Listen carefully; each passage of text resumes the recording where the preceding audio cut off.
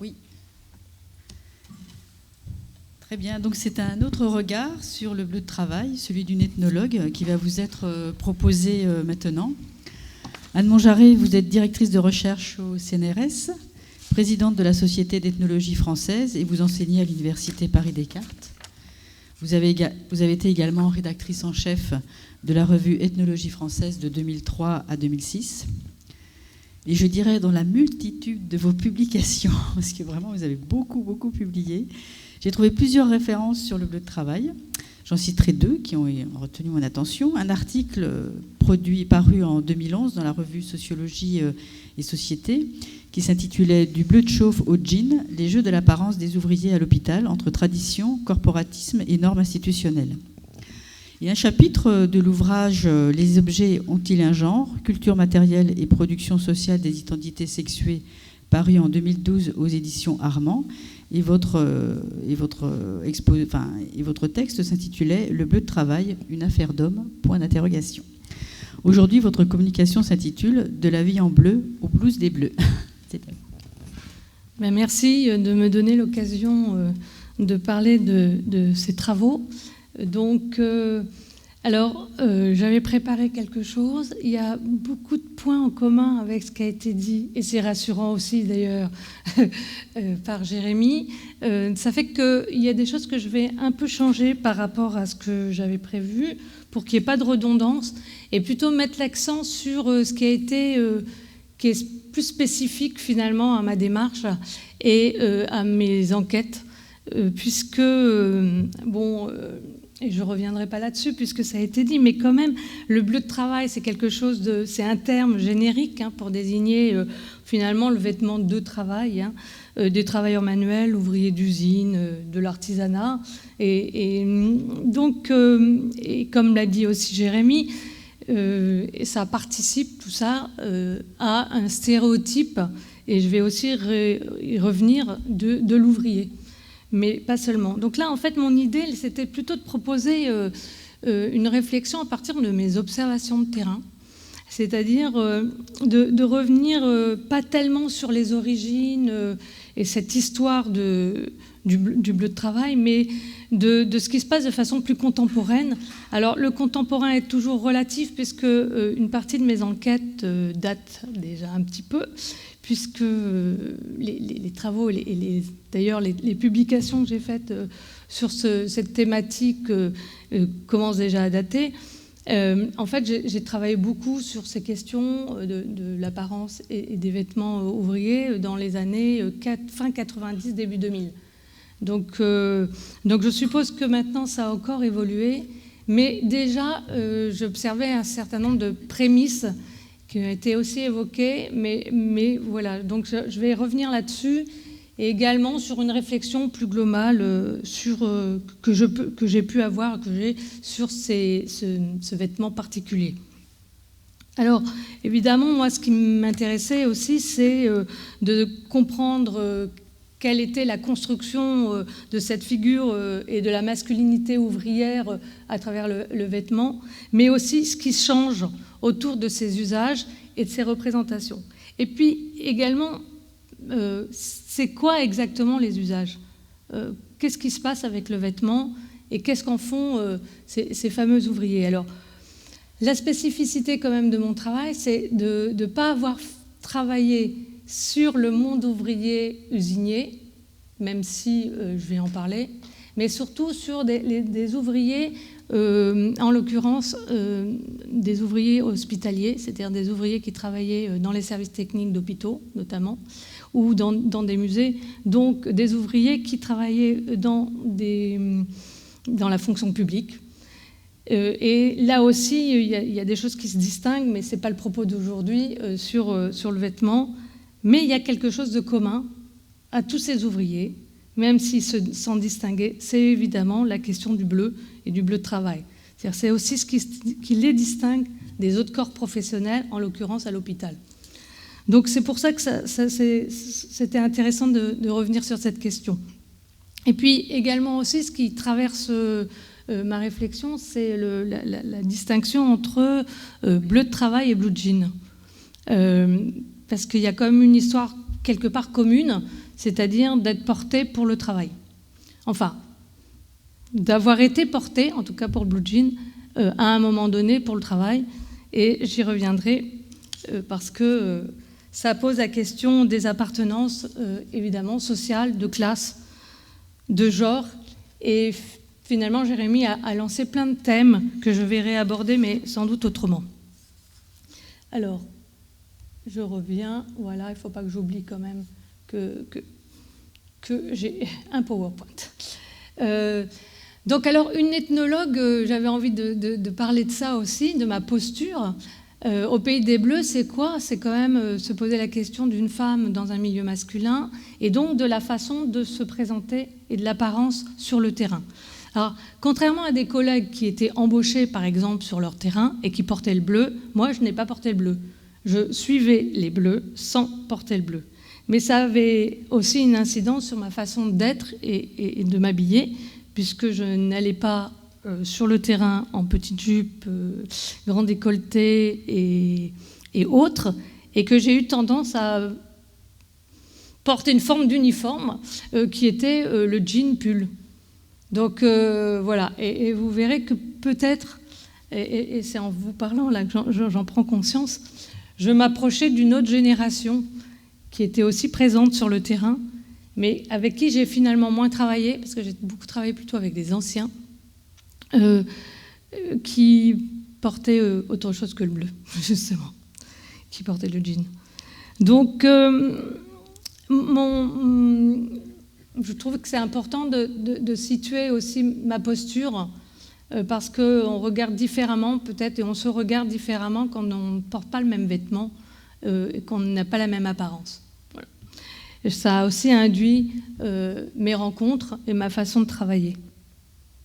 Alors le bleu, et là j'y reviendrai pas, mais quand même, je vous rappelle, c'est un bleu populaire, donc le bleu jean, etc.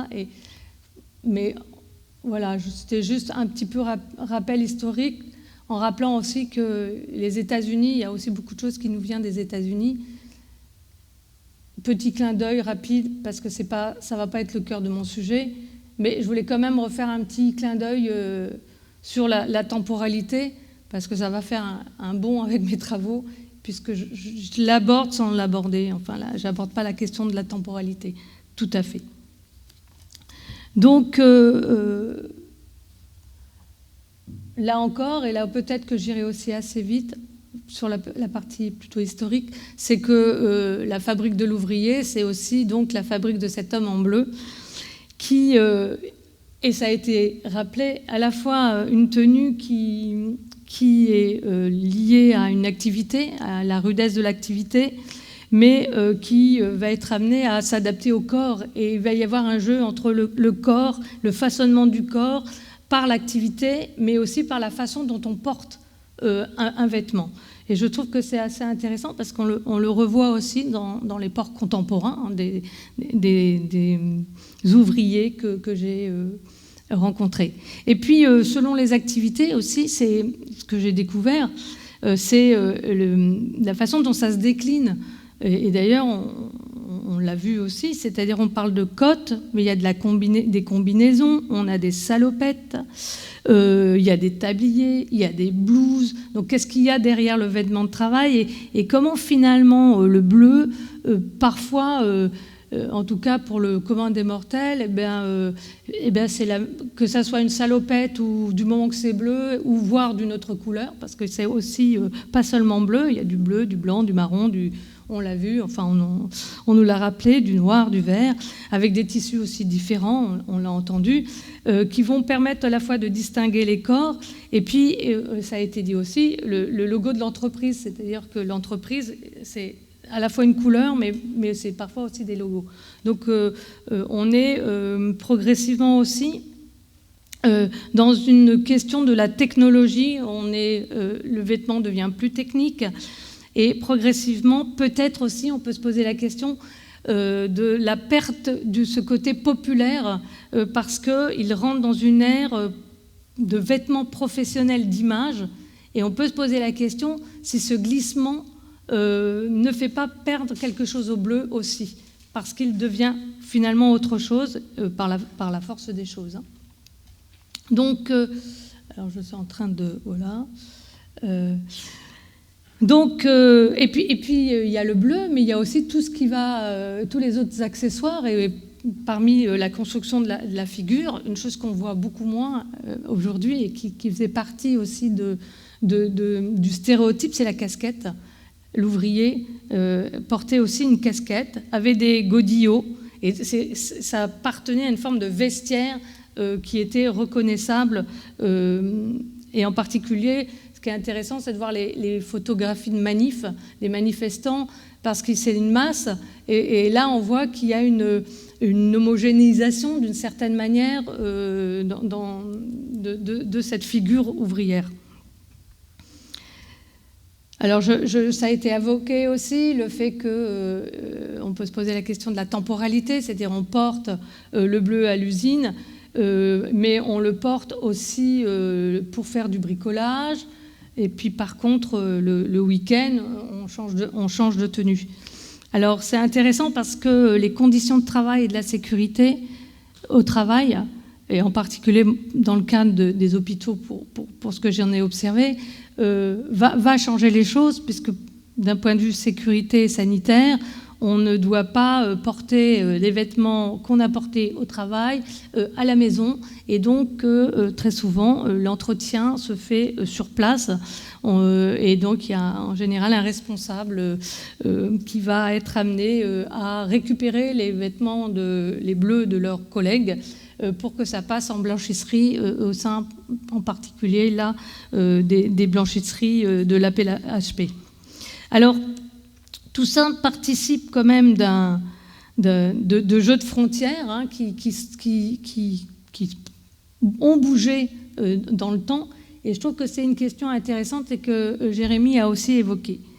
Mais surtout, et Jérémy l'a aussi évoqué, c'est la question, alors oui, peut-être les photos quand même que j'avais prises sur le terrain. Voilà, on voit le bleu au travail, on laisse la veste, on tombe la veste. Et ce qui est intéressant aussi, c'est que j'ai fait tout un travail sur en fait donc c'est la place du bleu dans un décor et finalement comment ça appartient à ce décor ouvrier. C'est-à-dire que c'est là, c'est posé là. Et quand on est anthropologue, voilà, on fait des photos, ça nous arrive de faire des photos. Et ce qui était intéressant, c'est que quand moi je faisais ces photos, c'était pour avoir un carnet visuel de mon terrain. Et en particulier, ces dernières années, j'ai retravaillé sur mon corpus photo parce que j'étais attentive et je viens de sortir un livre, La pin-up à l'atelier, sur les images porno érotiques en milieu masculin. Et en travaillant sur l'exposé, en l'occurrence, là, j'ai revu mes photos et là, je me dis, mais attends, il y a des bleus. En tout cas, il y a des vestes, elles sont bleues. Et je me suis dit, voilà, et c'est ça aussi le travail de l'ethnologue, c'est de revenir sur les matériaux et de revoir autrement ses propres corpus d'images. Parce que là encore, il y a la veste et j'en avais d'autres comme ça. Donc, le bleu, il est aussi ce que l'on porte, mais ce qui appartient aussi à un décor. Donc, il est là, on le pose, c'est la veste, mais il nous dit aussi de la façon dont on traite l'objet, justement du vestiaire ou pas, de ce qu'on dépose au vestiaire, de ce qu'on garde avec soi. Quelle est l'attitude? Vous avez vu le jardinier, il accroche sa veste comme ça sur le côté. Et tout ça nous donne des éléments ou me permet aussi de comprendre comment se construit le rapport au corps à cet objet, mais aussi donc à travers ça la fierté de ces ouvriers à porter ce vêtement en particulier. Et donc il appartient d'une certaine manière à une classe sociale, et Barthes disait d'ailleurs, le bleu de travail sert à travailler, mais en fait il affiche aussi le travail. Donc il y a aussi toute cette imbrication de fierté, c'est pas fierté ouvrière, mais c'est aussi fierté du travail. Quelque part, ce vêtement, il est une seconde peau, et une seconde peau qu'on est fier à porter. Et par exemple, cet ouvrier électricien hospitalier, c'est lui qui m'a demandé de prendre la photo. C'est lui qui a posé. Parce qu'il avait quelque chose à me dire par rapport à ce vêtement, parce qu'on échangeait aussi là-dessus à ce moment-là. Et donc, il a posé pour moi. Et vous verrez, j'y reviendrai, il a posé avec son bleu. Et donc, il y a des postures aussi, des façons de prendre la pose, et qui expriment une forme de fierté à être ce que l'on est.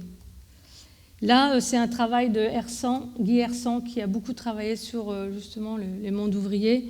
J'ai d'autres photos, vous verrez, sur cette question qui m'intéresse de posture. Et donc aussi, la façon dont, et ça a été évoqué, sur la question de la représentation, comment aussi on construit une certaine vision de l'ouvrier, c'est-à-dire un ouvrier qui fait corps, là, autres travaux. C'est-à-dire qu'on insiste sur le collectif, c'est-à-dire que tu parlais d'individuel, mais il y a aussi une tension avec le collectif, c'est-à-dire qu'on appartient, on fait corps, et il y a cette idée de corporation d'une certaine manière, même si ce n'est pas toujours employé là-dessus, et en même temps, on fait corps, mais on a cette question aussi de l'altérité à gérer, c'est-à-dire que à un moment donné, en tout cas dans le monde hospitalier, et en particulier dans un des hôpitaux, on leur a donné la possibilité de participer à un projet de qualité.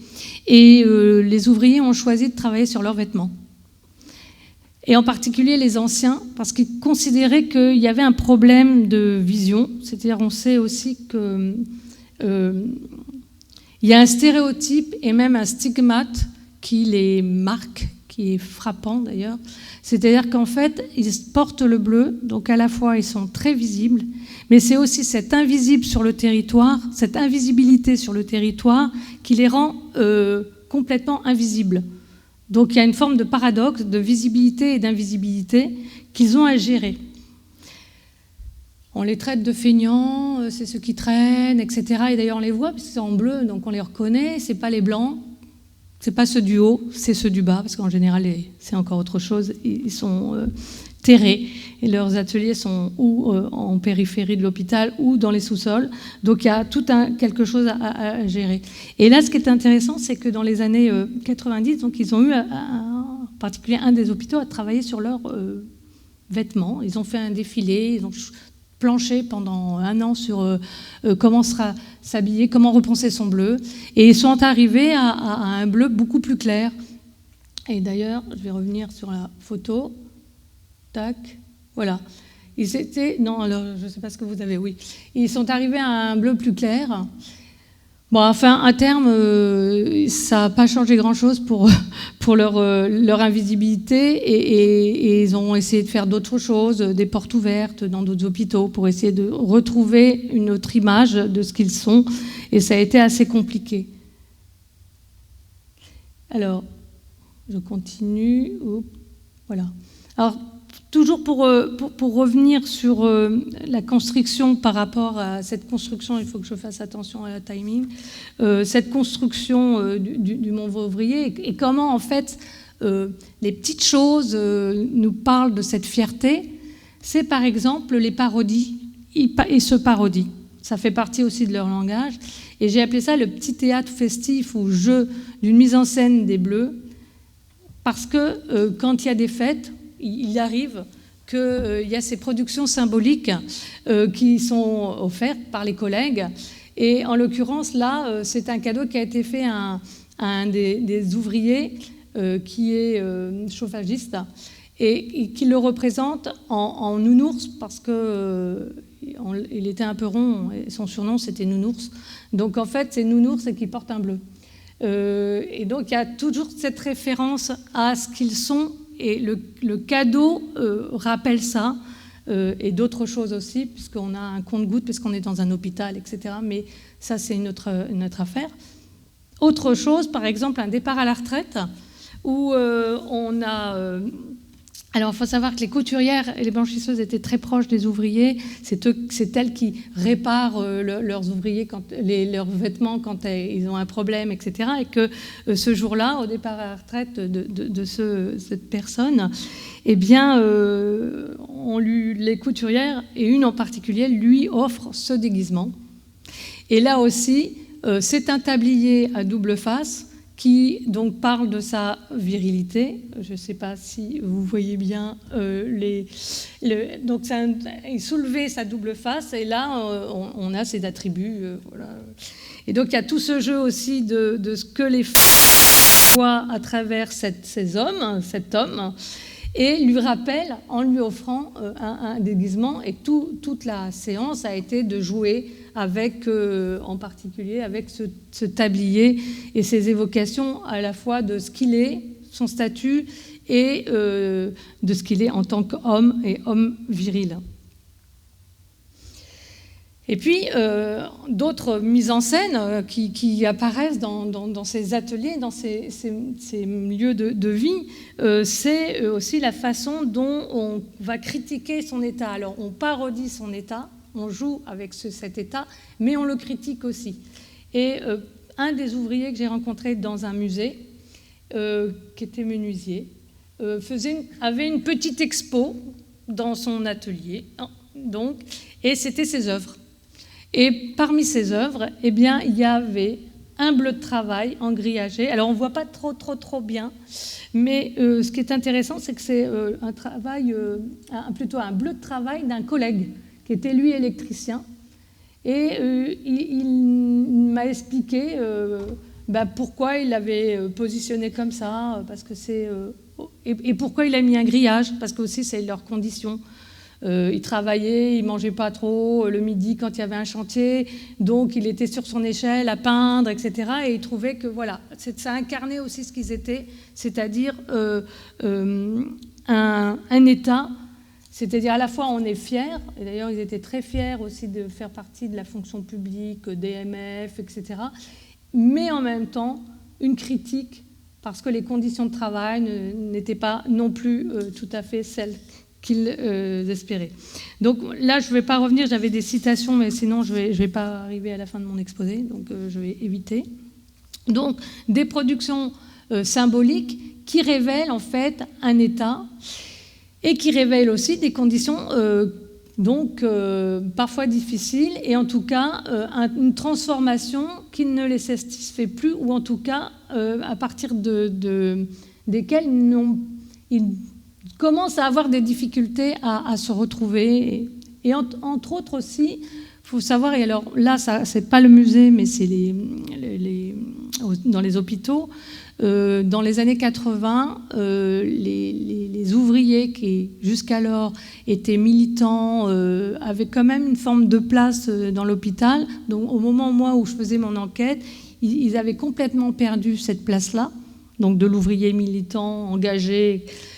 C'était les infirmières qui avaient pris le dessus avec les mouvements des années 80. Et progressivement, là aussi, ils perdaient beaucoup de choses. C'est derrière leur conscience collective.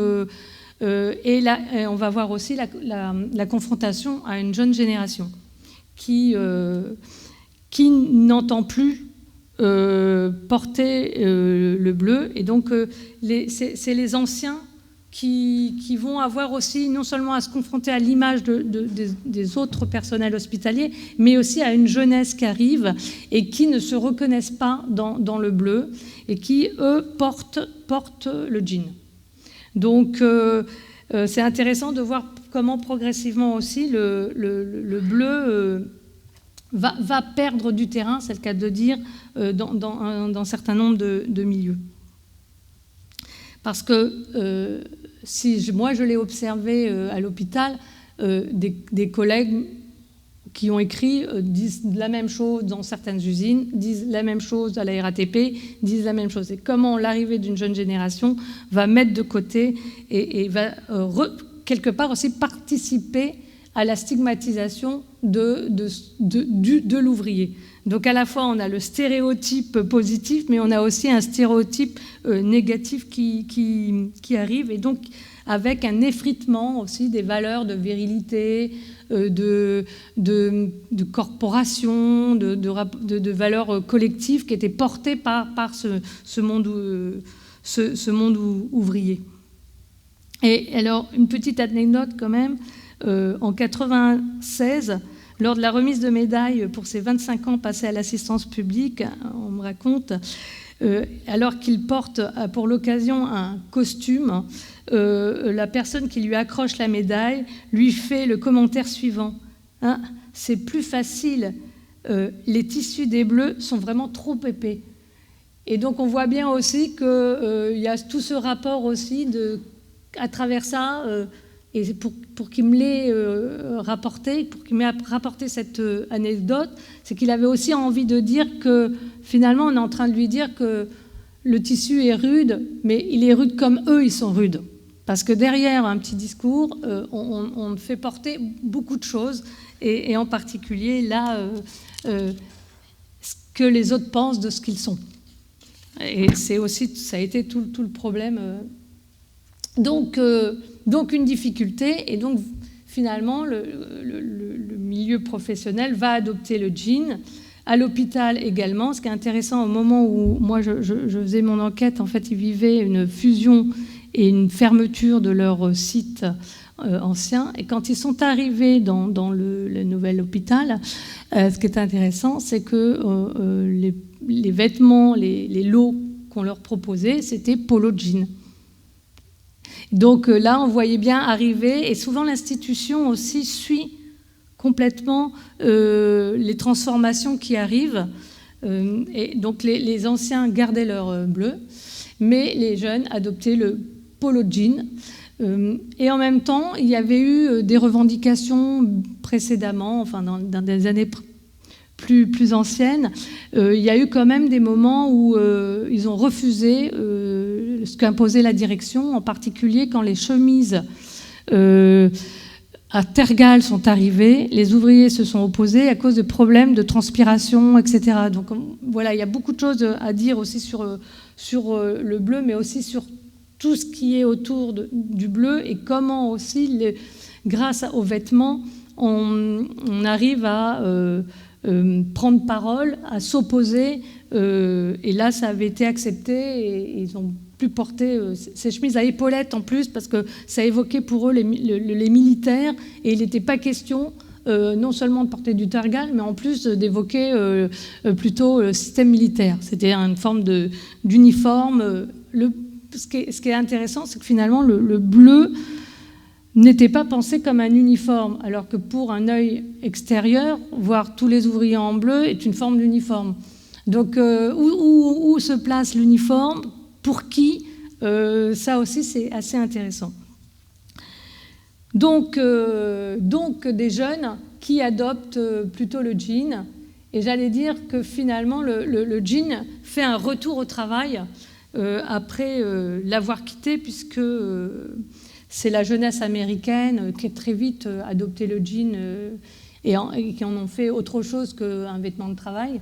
Et là, on voit que, comme d'ailleurs les femmes, mais ça c'est un autre sujet, on voit qu'il y a forme de retour de ce jeans qui finalement est un vêtement de travail. Alors, on a parlé de la question des générations, mais se pose aussi la question des genres, ça a été abordé, donc je vais aller aussi un peu plus vite pour ne pointer que certaines choses. En même temps, le vêtement, on ne voit pas très bien, mais là aussi c'est Guy Hersant qui prend en groupe comme ça des sociétés, ou des entreprises, des ateliers. On voit bien là, quand on regarde bien, que finalement, là, c'est la couleur. Ils portent la blouse, parfois le bleu, mais surtout la blouse, mais qu'il y a quand même, quand on regarde bien, une distinction de couleurs qui font qu'on distingue les sexes, qu'il y a des moyens, donc, entre la couleur, parfois la forme du vêtement, comme ça a été évoqué, de distinguer les sexes. Mais aussi, ça pose la question du brouillage des sexes, parce que les femmes, comme ça a été évoqué, ont porté le bleu, que certaines, dans d'autres milieux, se sont réappropriés le bleu. Là, c'est une artiste de peintre. Et que dans les jeux qui existent autour de cette question qui porte le bleu, eh bien, les calendriers, pour avoir travaillé dessus, enfin pas récemment, parce que c'est une enquête qui a duré, mais qui sort maintenant, eh bien, ce qui était intéressant, c'est qu'on rhabille, d'habitude, les calendriers, on voit plutôt, une partie des calendriers en tout cas, adressés au monde professionnel, étaient plutôt des filles déshabillées. Et là, on voit comment on rhabille les filles, et en bleu et en jean d'ailleurs, hein, on retrouve les deux. Et donc, alors il faut savoir aussi que ce type de calendrier avait beaucoup plus de succès que le paysage, etc. Et qu'au bout du compte, maintenant, c'est vrai que ça s'est un peu perdu, cette tradition du calendrier. Mais quand ça existait et que c'était assez fort, tout ce qui était ce type de calendrier, voire les calendriers beaucoup plus érotiques, etc., avait du succès. Les autres n'étaient pas pris et restaient en cave dans les bureaux parce que c'était pas utilisé, pas exploité, pas exposé. Alors, ce qui est intéressant, et c'est pour ça que je voulais travailler sur la question du brouillage des sexes, c'est que quand les femmes se mettent à se rhabiller dans les représentations, là, on rhabille des filles qui étaient quand même traditionnellement déshabillées et exposées dans les ateliers masculins, les hommes se déshabillent. Alors, vous savez vous connaissez le dieu du stade, c'est encore autre chose, mais là, ce qui m'intéresse en particulier, c'est ce qui s'était passé le 18 septembre 2009, donc dans l'usine Chafoto et Mori, puisque l'usine allait fermer et que une façon de montrer ce qu'ils étaient, c'était, et c'est vrai que c'est arrivé avec la tendance quand même des dieux du stade, c'était de se déshabiller. C'est-à-dire que par cet acte, ils montraient en quittant leur bleu, combien ils étaient dépouillés. C'est-à-dire ils sont dépouillés de leur identité, dépouillés de ce qu'ils sont. Et donc, à l'époque, ils ont fait un calendrier de bleu dénudé. Alors évidemment, ça surfait un peu avec les tendances. Mais ce qui est intéressant, c'est que l'acte, alors on passe d'un acte finalement commercial avec ces filles qui portent à un acte militant. Et je trouvais que c'était intéressant de voir comment, qu'est-ce qu'ils avaient choisi comme langage pour faire passer finalement le drame qu'ils étaient en train de vivre, hein, c'est-à-dire la fermeture quand même de leur entreprise. Hein. Alors j'allais dire le bleu est mort, mais vive le bleu, parce que au final, quand on réfléchit sur finalement cette histoire en même temps de qui porte le bleu, on se rend compte que on se rend compte que les artistes, par exemple bohèmes, ont porté le bleu, ont porté en tout cas les pantalons velours, les colletins, le bleu mécano, et donc qu'ils se sont inspirés, je pense à Montmartre et à tous ces artistes de Montmartre au moment de la bohème, qui portaient aussi donc des vêtements qui étaient d'abord attribués au monde du travail, ou en tout cas au monde ouvrier et non artistique du travail. Donc c'est aussi comment d'autres milieux vont s'approprier le bleu. Et une chose qui m'a intéressée, j'ai découvert, c'est que dans les années 20 en Italie, il y a un avant-gardiste futuriste, Ernesto Tagliat, qui a créé la tuta, et qui était une façon de repenser justement la sphère privée et sphère professionnelle, c'est-à-dire il s'est inspiré du bleu, justement de travail, pour en faire quelque chose, une combinaison adaptable aussi à d'autres temps de la vie. Donc en fait, c'est aussi très vite, finalement, on s'aperçoit que très vite, ça a été réapproprié. Très vite, on a essayé de penser aussi autrement et en faire quelque chose d'autre pour d'autres moments. Et finalement, penser le bleu de travail comme un vêtement civil.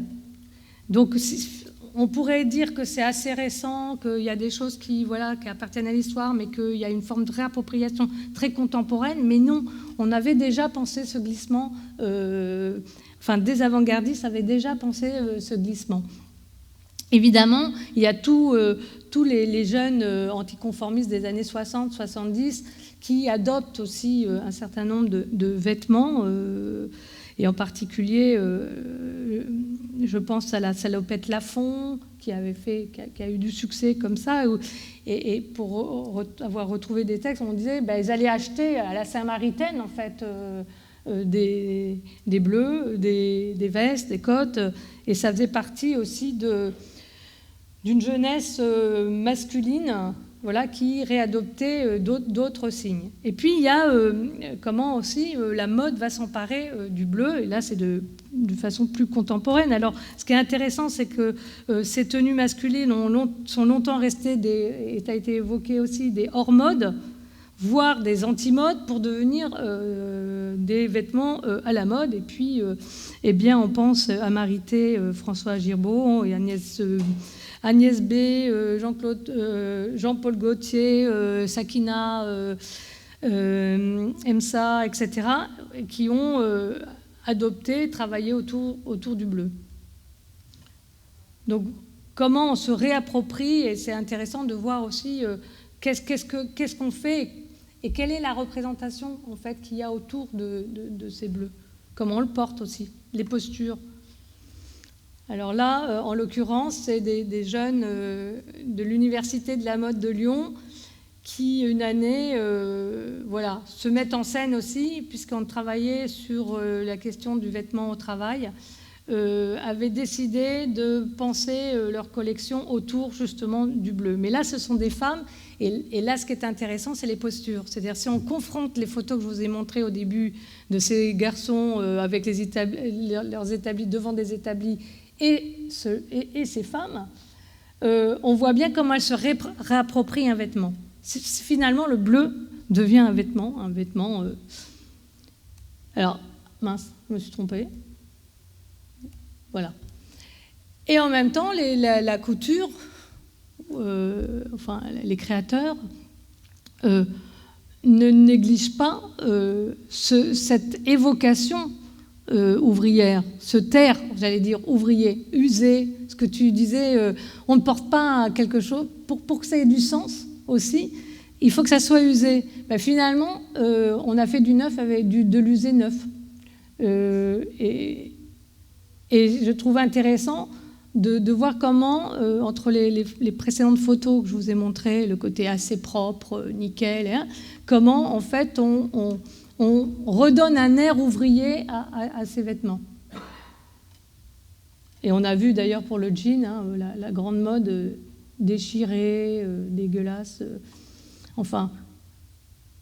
Et en même temps, est-ce que c'est pas justement repenser cette place de l'ouvrier dans notre société, ou voilà, qu'est-ce qui se passe par rapport à ça? Et je trouve que c'est intéressant de se poser la question.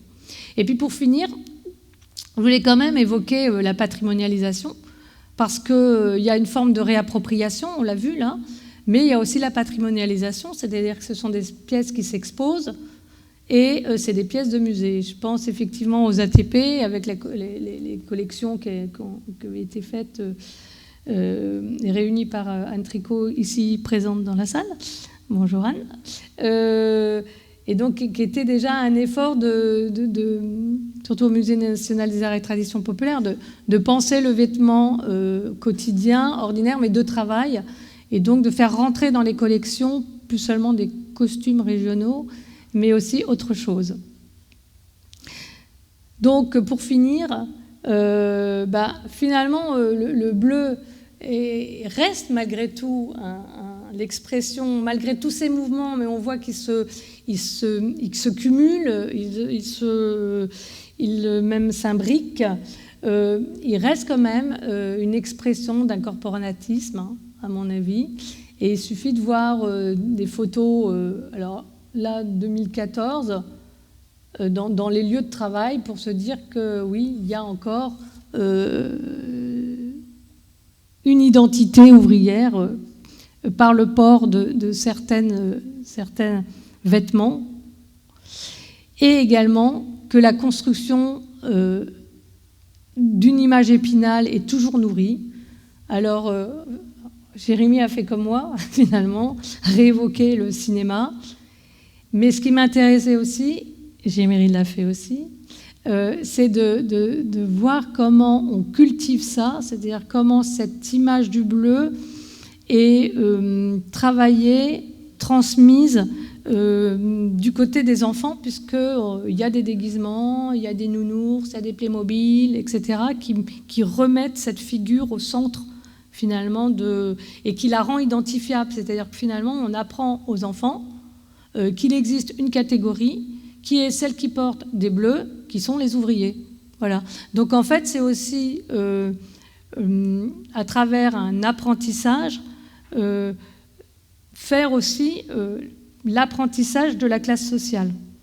Et je finirai ça là-dessus, hein, c'est des questions. Qu'est-ce qu'on fait de ça, hein, voilà, et quel rôle on a dans cet apprentissage-là. C'est-à-dire qu'est-ce que ça veut dire d'être ouvrier aujourd'hui, et quand on joue au Playmobil ou qu'on se déguise en... Alors là, c'était en plombier, paraît-il. C'est des plombiers, le déguisement, là. C'est Mario Bros, c'est un jeu vidéo. Ah ben voilà, alors c'est... Voilà, donc, oui, mais n'empêche que... C'est les héros, et donc... mais il n'est pas en n'importe quelle tenue. Donc voilà. Donc je trouve que c'est intéressant parce que ça touche les futures générations, peut-être d'ouvriers, mais aussi de col blanc, et voilà. Et je trouvais que c'était important d'en parler également. Voilà. Je vous remercie.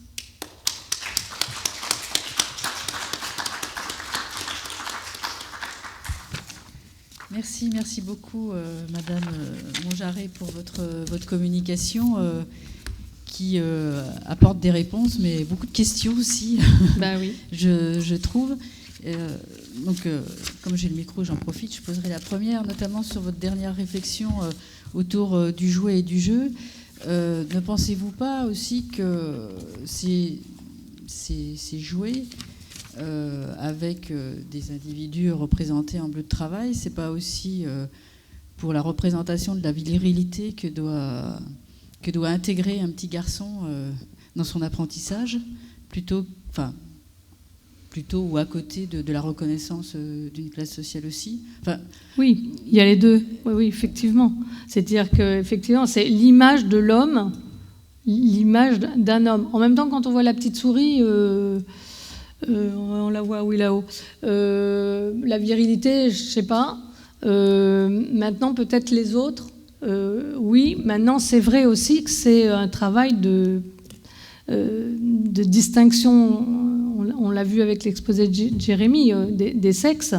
Et encore aujourd'hui, et c'est bien les débats aussi, de continuer à faire cette distinction alors qu'on est dans une société où, on le voit bien, on est dans une grande remise en question de la distinction des sexes. C'est-à-dire toute cette question des binaires, non-binaires, voire même plus maintenant, ça devient beaucoup plus compliqué. Et donc, ce qui est intéressant à questionner, c'est pourquoi, quelque part, on continue à transmettre des images qui finalement sont assez figées de la masculinité, alors que, là j'en ai pas parlé parce que c'est dans d'autres cas, mais en même temps on peut l'évoquer, avec la nouvelle génération qui s'identifie pas du tout à l'ancienne génération, qui elle effectivement se pense ouvrier et ont vécu une éducation aussi, qui leur disait que c'était aussi le courage, la virilité, et que l'ouvrier c'est la force. Voilà. Le problème, c'est que, à mon avis, on plaque encore, ou il existe encore des stéréotypes suffisamment forts, alors qu'à l'heure actuelle, les choses sont en train de changer. et qu'il faudrait peut-être regarder effectivement les autres jeux. J'ai pas trouvé mais peut-être qu'il y en a, des jeux avec des femmes en bleu. Donc maintenant on arrive à voir même dans les représentations, les catalogues de jouets pour le Noël, etc., des filles qui ne sont pas seulement en train de jouer à la poupée et à pousser leur landau, etc., que maintenant on est en train de retravailler, mais en même temps avec des retours complètement, des retours par moments qui sont assez intéressants à questionner. Je me tourne vers la salle. Est-ce qu'il y a des questions parmi les présents? Oui, peut-être. Monsieur Brocard. Alors attendez, il y a Marine qui va arriver avec le micro. Attendez.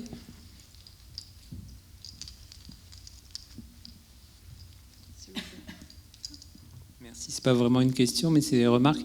Là, ici, c'est vraiment la figure du héros masculin, je pense, qui est exacerbée. On n'est pas du tout sur le même schéma avec la petite souris là, qui est confiée à un enfant plus petit. Mais ça me fait penser aux vêtements que j'avais, le mineur qui est habillé en vêtements. Oui. Il y a cette tradition depuis la fin du 19e siècle qui consistait, à tout le moins dans l'esprit du patronat, de fidéliser les familles et de s'arranger pour que parmi les enfants, certains, notamment à la mine, fassent le même métier que le père. Et c'est peut-être l'une des raisons qui explique pourquoi dans les mines d'Anzin, par exemple, on fournissait la première tenue, elle était gratuite pour l'enfant quand il descendait à la mine à 12 ans, dans les années 1870. Sinon, le vêtement n'est pas fourni. Et on retrouve ça aussi dans la manipulation de l'objet. Et là, la différence qu'il y a entre les deux, bon, il y a une question d'âge évidemment, mais c'est surtout qu'il l'endosse et il joue un rôle. Du coup, le rôle du super-héros et puis finalement de ce mâle ou de ce masculin qui va pouvoir prendre toute sa place dans la société.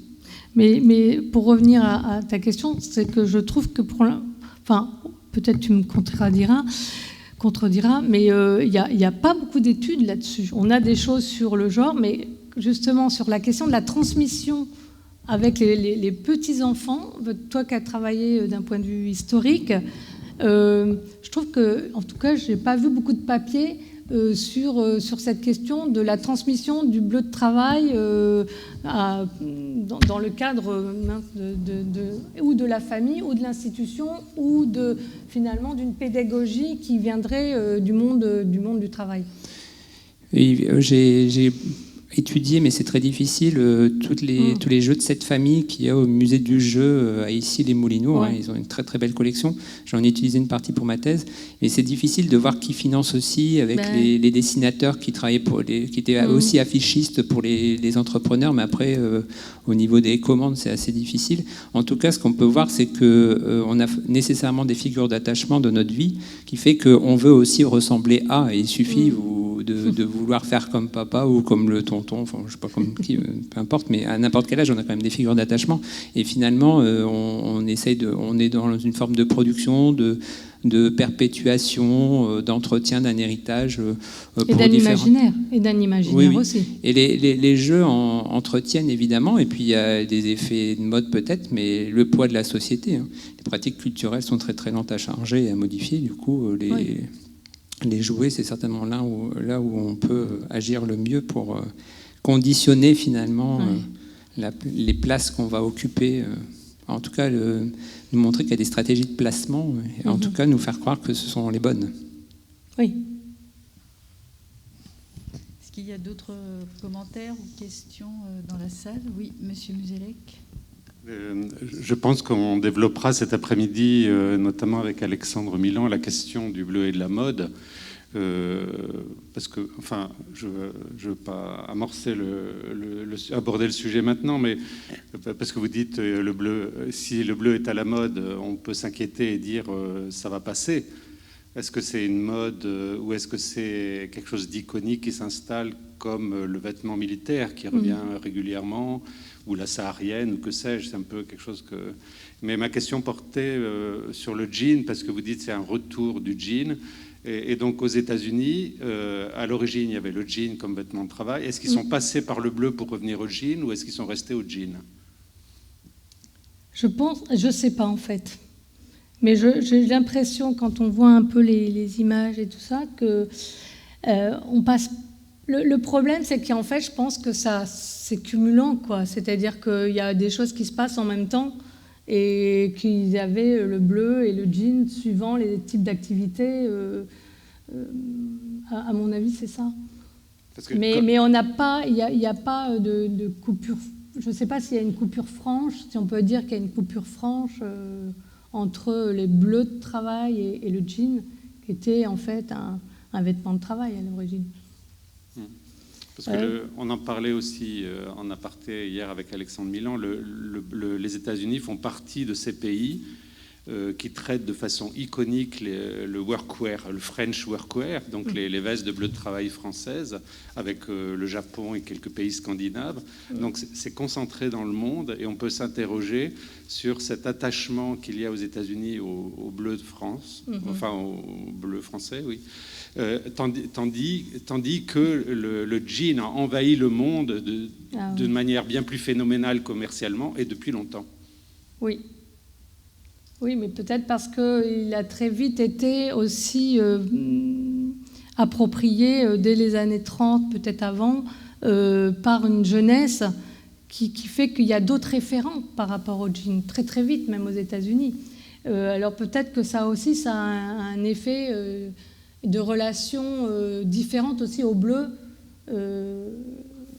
Et donc le retour du bleu aux États-Unis ramène peut-être à une autre identité qui n'est pas celle de la jeunesse, éventuellement anticonformiste, ou je pense à James Dean aussi. Donc il y a toutes des icônes comme ça qui ne renvoient pas forcément au monde du travail. Et peut-être que la société américaine en ce moment, en tout cas certains milieux de la société américaine, se posent la question autrement. Oui, c'est certains milieux, c'est pas un phénomène de masse. Oui, alors pas que le jean est un phénomène de masse. Voilà, c'est ça. Ouais. C'est aussi, je me suis posé la question de la dépossession, c'est-à-dire est-ce qu'il y a vraiment une dépossession du bleu, de bleu de travail par les ouvriers qui sont en train de perdre finalement cette identité. Et après, je me suis dit, c'est pas tant de la dépossession, c'est que les autres, ils se sont réappropriés et chacun, après, il remet un code, etc. Et puis que dans certains milieux, la photo, finalement, du bleu de travail à Tours, de ce mécanicien, non, je ne sais plus ce qu'il était, ce mécanicien montre bien qu'il y a encore un rapport qui existe avec ce lien, finalement, fort entre le vêtement et l'individu. Et donc, il y a eu une forme de réappropriation et qui n'a peut-être pas tant dépossédé que ça les ouvriers qui, eux, revendiquent quelque part le port parce que certains revendiquent. Hein. Dans les anciens, ils revendiquaient. Ils ne voulaient absolument pas mettre les nouvelles tenues. Hein. C'est-à-dire qu'ils gardaient leur vieille tenue. Donc en fait, il y a encore cette revendication. Et je me demande même, parce que moi, mes études, elles datent, je ne suis pas retournée à l'hôpital, par exemple, mais peut-être qu'il y a un retour du bleu de travail auprès des jeunes. Donc, et on voit bien que dans certains lieux, de toute façon, ils sont acquis par les fonctions dès leur stage en usine ou dans les ateliers. On porte le bleu. Oui, et quand vous évoquiez la question de la transmission, dans les lycées professionnels, on porte le bleu. Oui, donc de toute façon, la transmission, elle se fait par ce stade-là. Si elle ne s'est pas faite par les jouets antérieurement, alors qu'est-ce qui fait qu'ils se retrouvent dans des lycées professionnels? Ça, c'est une autre question aussi. Oui, c'est une autre question, oui. Mais en tout cas, dans les lycées, il y a encore un usage du vêtement de travail qui n'est pas strictement bleu, forcément, non, c'est pas la couleur, mais pour lequel on utilise l'intitulé de bleu. Oui, parce que derrière bleu, maintenant, quand on dit on porte le bleu, il peut être vert, rouge, etc. Mais après, il sert à distinguer des catégories professionnelles, des métiers, donc c'est là aussi. Mais on a ça aussi avec tout vêtement de travail. Hein, de toute façon, les blouses, voilà, y a la couleur, elle est là aussi pour distinguer les mondes. Donc, je voulais juste apporter peut-être une réflexion, mais concernant les États-Unis qui sont attirés par ces tenues à la française, etc. Je pense qu'il y a un attachement aussi au mythe des origines, avec la toile de Nîmes, et du coup cette volonté de l'employer. Et finalement, ces vêtements qui sont la toile de jean de Nîmes qui est utilisée déjà au 19e siècle, dans les années 1860-70, elle est très couramment portée. Il y a ce point-là, il y a les découvreurs d'or aussi, le mythe de la frontière, fait qu'on entretient aussi le port des jeans parce que on l'a utilisé aussi en Californie dans les années 1860-70. Donc il y a ces différents aspects qui font que certainement on a la volonté ils sont très attachés au mythe, dans le mythe fondateur en quelque sorte. Et pour revenir à la France, il y a un avantage certain pour les fabricants français, c'est que pour la population française, le bleu est la couleur préférée des Français. Je vais pas revenir à Louis IX et le prétendu voile de la Vierge bleuté, mais dès lors que les rois choisissent le bleu et que c'est devenu la couleur préférée des Français, et du coup c'est très facile de faire porter des bleus. Pour les jeunes, c'est plus facile si les tenues sont saillantes, évidemment, parce qu'il y a ce culte du corps, des apparences, la volonté aussi de suggérer un corps bien taillé, ce qu'on faisait avant avec un uniforme de type militaire, mais et qu'on peut suggérer maintenant avec des bleus de travail qui sont vraiment très... Enfin, il y en a qui sont saillants, confortables. J'en porte de temps en temps, mais chez moi. Et du coup, je pense que ce qui était décisif aussi dans le bleu de travail en France, c'est que c'était la couleur préférée des Français. J'ai oublié de le dire tout à l'heure, mais le cachou et le kaki, ça n'allait pas du tout. Et puis ça renvoyait plutôt au monde britannique, avec les militaires qui l'ont employé au 19e. Du coup, c'était impensable aussi d'utiliser cette couleur, soit pour travailler ou pour déambuler. Ça a toujours du mal à prendre. Je me pose aussi une autre question, parce que c'est vrai qu'il y aurait sans doute des choses à articuler avec ce qui se passe en ce moment, c'est-à-dire que quand même, on revient aussi à un retour, j'allais dire à la terre, mais c'est pas ça, au savoir-faire, etc. Au moment où moi je faisais mes enquêtes, on ne parlait pas de ça, et pendant longtemps, tout ce qui était travaux manuels était plutôt dénigré, même dans la société française. Et donc là, il y a un retour quand même, et on voit bien dans les valorisations patrimoniales, dans ce qui est fait par les ministères, il y a quelque chose du retour au savoir-faire, et donc peut-être à une image de l'artisan, et donc également aux vêtements associés à l'artisan. Et donc voilà, il y a un rapport d'identification avec un mouvement là qui se passe, qui n'est peut-être pas ouvrier, mais artisanal. Et là, la frontière, des fois, elle est ténue, parce qu'il y a l'ouvrier d'usine, mais il y a aussi l'ouvrier de l'artisan ouvrier. Il y a des hiérarchies aussi dans le monde ouvrier et tout. Et donc, le fait de ce retour aux travaux manuels, va peut-être aussi faire changer le rapport aux vêtements et aux vêtements de travail. Voilà. Et je ne parle pas du vêtement d'image développé par les entreprises. C'est aussi est-ce que comme c'est aussi par le corps que se joue la construction et son identité professionnelle, le retour au travail manuel va aussi nous change aussi dans la façon de nous penser et de penser notre apparence. Donc je me demande si là il ne va pas y avoir un petit tournant aussi à observer, en tout cas pour nous ethnologues. Et d'ailleurs les sujets sont assez intéressants. Pour observer ce que les étudiants qui viennent taper à ma porte. Je suis identifiée parce que j'ai un séminaire qui s'appelle Anthropologie des mondes de la mode à l'École des hautes études en sciences sociales. Et donc, j'ai les masters qui viennent ou les thésards. Et en ce moment, retour au savoir-faire, mais avec la question du genre, c'est-à-dire le passage des femmes qui entament le compagnonnage, etc., mais dans des filières comme la maroquinerie, etc., ou le retour, par exemple, des artistes. J'ai eu un sujet là qui va se faire. Comment les artistes reviennent à des formations artisanales. Alors, reprendre la couture, je sais pas, même les fleurs, comment on travaille les fleurs, etc., l'ornementation des fleurs, parce qu'elles ne se satisfont pas finalement de leur statut d'artiste trop dévalorisés, et donc et puis pour vivre tout simplement, parce qu'il y a une précarité aussi, puisqu'ils ne sont pas trop aidés, de trouver les moyens de faire autre chose. Et visiblement, il y a en ce moment pas une vague, parce que c'est pas encore à ce niveau-là, mais cette nécessité de repasser par des cours de couture, voilà. Alors c'est vrai qu'en plus il y a la tendance couture qui est réapparue, mais pour parler du féminin, mais il y a comme ça des nouvelles tendances, et il y a 5 ans.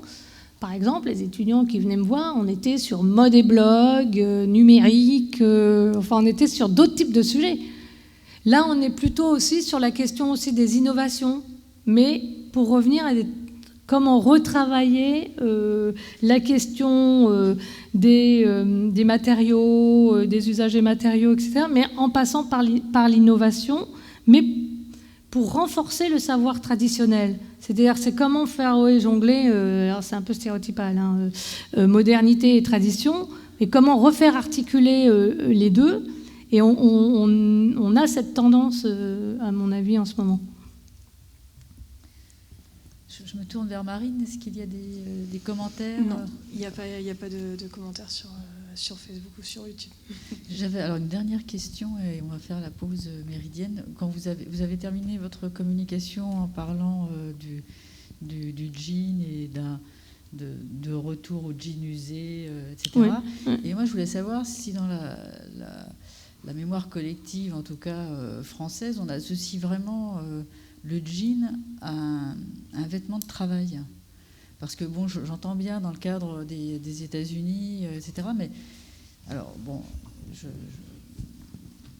moi je fais partie de ces générations qui portent un jean depuis que je suis petite, enfin je suis jeune, et ça m'a jamais sauté à l'esprit que le jean était un vêtement de travail. Alors je ne sais pas si dans l'imaginaire collectif, alors je ne sais pas européen ou français en tout cas, on connaît vraiment ce lien en fait entre le jean et le travail, et le monde du travail. Alors on le connaît peut-être pas, mais là c'était en l'occurrence des créateurs, donc je pense que eux ils sont très influencés aussi par ce qui se passe aux États-Unis. Il y a aussi cette influence américaine quand même. Après, le retour vient du terrain, dans le sens où c'est les jeunes qui demandent à porter au travail les jeans. Maintenant, est-ce qu'ils font le lien? Ils vont le faire de fait, parce que c'est le vêtement qui porte quelque part, le vêtement civil qui porte, parce qu'il y a aussi ces distinctions d'uniforme, etc. Mais enfin, c'est un autre uniforme quand même, le jean. Hein. Donc, au travail. Donc, de fait, il devient un vêtement de travail. Et peut-être qu'effectivement, le jean est plutôt associé à la posture anticonformiste aussi, enfin d'une jeunesse qui pourtant avait aussi, dans les années 70, récupéré, allait s'habiller aussi à la Samaritaine, au rayon vêtements de travail. Mais oui, l'imaginaire, on va dire, collectif autour d'une jean est sans doute différent de celui du bleu de travail. Mais ce qui est intéressant, c'est comment il y a quand même un retour, parce que historiquement, du côté des États-Unis, il y a ce lien au travail. Alors après, il devient un vêtement de travail parce qu'on le porte au travail. Mais après, il y a ce qui est de l'ordre, on va dire, de l'étiquette, et puis de ce qui est ce qui vient par la pratique, et qui va peut-être faire qu'on va finir par considérer que c'est un vêtement de travail, et puis ce qui est imposé de fait par les industriels, ce qui vient du... C'est-à-dire ce que je veux dire, c'est que c'est pas fabriqué de la même façon. C'est-à-dire qu'il y a ce qui est né des usages, et puis ce qui est né de ce qu'on nous apporte et qu'on fait avec ou pas, par des normes, parce qu'il y a aussi, on n'en a pas abordé, mais si tu l'as abordé un peu, mais il y a toute la question de la sécurité, de l'hygiène, il y a beaucoup aussi de critères qu'on n'a pas abordés là, et que j'ai été amenée aussi à travailler un petit peu, parce que l'hôpital, c'est aussi des lieux de la contagion. Hein. Donc, enfin, en ce moment, ça serait intéressant d'aller voir un peu.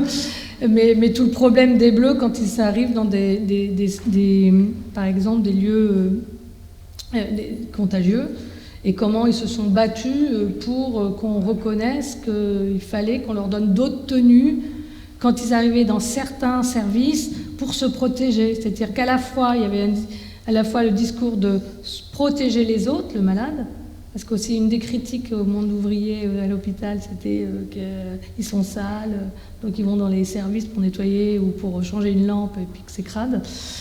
Et eux, de leur côté, ayant pris conscience de certains dangers, prônaient la double protection, c'est-à-dire leur protection et la protection des patients. Et ça a été tout un travail, toute une bataille aussi au sein de la PHP pour faire comprendre que il y a le vêtement participe de ça, de la sécurité aussi. Et donc la nécessité d'exiger d'avoir de quoi se protéger. Je crois que M. Drucker va... Je me permets de prendre la parole pour répondre à votre question, Madame Porte, à savoir si un jeans peut être considéré comme un vêtement de travail. J'ai travaillé justement sur l'introduction du jeans à la Poste. Et en 1992, il y avait toute une réflexion sur cette question. En fait, ils s'étaient aperçus que les anciens, il n'y avait pas de problème pour leur faire porter le pantalon La Poste, le pantalon d'uniforme. En revanche, les recrues, et on est en 90, mais ceux qui sont nés dans les années 60 refusaient de le porter ou se les enquiquinaient. Donc, ils ont répondu à une demande en introduisant les jeans. Et ce qui en faisait un vêtement de travail, c'était l'étiquette La Poste, pour éviter qu'il soit porté n'importe quand, n'importe comment, et surtout revendu. Parce que la grande difficulté, c'était effectivement de financer les tenues et leur faire porter, parce qu'il y en a qui avaient un trafic de vêtements de travail, et ça a été l'une des questions principales. Et le problème, après, c'était la question du bleu, parce qu'il n'y avait pas de tradition de bleu de travail à la Poste, à part pour les ouvriers, parce que c'est quand même une très grande administration. Il y a évidemment des ouvriers en bleu de travail dans les ateliers. Mais il fallait créer un bleu Poste qui corresponde et qui puisse être en accord avec les jeans. Mais c'est essentiellement pour répondre à une demande sociétale, pour qu'on soit davantage intégré, mais il fallait en même temps se détacher de la toile de jean classique, parce que c'est quand même un agent qui représente l'administration dans les rues, et il fallait qu'on puisse le reconnaître. Vous savez bien que les facteurs ont toujours du mal à porter la casquette et la veste. Donc le pantalon, on était sûr, le receveur voyait bien s'ils avaient leur pantalon avant de partir, tandis que le reste, ils pouvaient tout enlever. Hein. Enfin, il y en a qui repassaient chez eux pour se changer. Et il y a aussi la possibilité à ce moment-là de créer le fameux Bermuda en jean, qui est autorisé pour les femmes, parce que les femmes, on sait bien qu'elles se rasent les jambes, et les hommes, comme ils ont les jambes poilues, le poil étant érotisé, on ne peut pas montrer les jambes en tant qu'homme au travail. Quoique le Bermuda a quand même fait au travail dans d'autres secteurs son apparition, mais surtout il y a eu des procès il y a quelques années sur le port, parce qu'après il y a aussi toute la question, mais ça c'est un autre sujet, c'est pas le bleu de travail, mais on pourrait, la question de la décence, du rapport au public ou pas public, de ce qu'on permet, et donc le vêtement c'est aussi tout ça, quoi. Du coup, il y a cette idée-là, mais c'est assez difficile de faire entrer la toile de jean dans un vestiaire dès lors qu'il y a déjà des habitudes, une tradition. Et en parlant de tradition et d'habitude, je me permets une petite insiste pour nuancer mon propos concernant mon octogénaire tourangeau.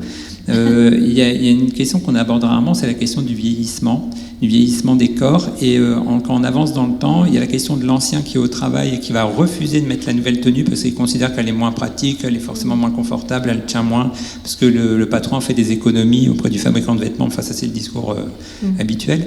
Et puis, l'autre vêtement qui tient mieux, et on est habitué à être dedans, c'est plus confortable. Et puis, il a été raccommodé là où il fallait, surtout qu'on a parfois pris un peu d'ampleur d'un point de vue corporel.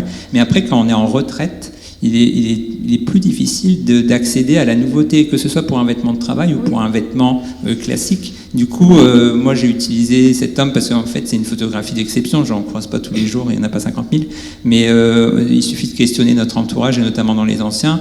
quand on est fier de mettre un pantalon qu'on mettait déjà il y a 20 ans, comme ça on n'a pas pris de poids, ou parce qu'on est moins enclin à la mode et puis on réutilise pour des questions d'économie. Donc il faut nuancer le propos par rapport au vieillissement et cette moindre appétence à l'égard de la nouveauté, de la mode, qu'on retrouve aussi dans le vêtement de travail, puisque les effets de la mode sont très puissants sur le vêtement de travail. Et il y a aussi la question des scènes, c'est-à-dire les moments, parce que pour avoir vu les ouvriers au moment de pau officielle et de pau, ce qui était intéressant, par exemple pour les fêtes de fermeture qu'il y a eu dans ces hôpitaux, les blouses blanches arrivaient en blouse blanche, les ouvriers étaient en costume. Ils avaient quitté, mais par contre, quand il y a les pots dans les ateliers, parce qu'ils ont fait aussi des pots dans les ateliers, de fermeture, enfin, puis il y avait des pots, là, ils restaient en tenue de travail habituelle. Mais quand ils étaient sur la scène, un peu de confrontation d'une certaine manière avec l'ensemble des personnels, ils revêtaient le costume. D'où aussi la remarque de la médaille, ils n'arrivaient pas, alors que les blouses blanches, c'était étonnant, ils arrivaient tous en blouse blanche. Enfin, les médecins, les chirurgiens, ils étaient tous... Donc il y avait ce rapport aussi social qui se jouait là, parce qu'il y avait ceux qui restaient avec leurs vêtements de travail, on va dire, et en tout cas d'identification aussi. Parce que s'ils arrivaient en costard, voilà, comment on s'identifie? En tout cas, il y aurait eu des codes sans doute, mais là, quand on arrive avec la blouse, voilà, on savait de... Puis la façon d'être aussi, on savait qui était qui, quoi. Très bien, écoutez, je vous remercie pour ces débats fort intéressants. Donc il est l'heure de la pause méridienne. Donc nous vous retrouverons à 13h en direct, toujours sur les pages Facebook des Archives nationales du monde du travail, du non-lieu de la Villa Cavrois et aussi sur le site internet des Journées européennes du patrimoine de la SNCF. Donc à tout à l'heure. Merci.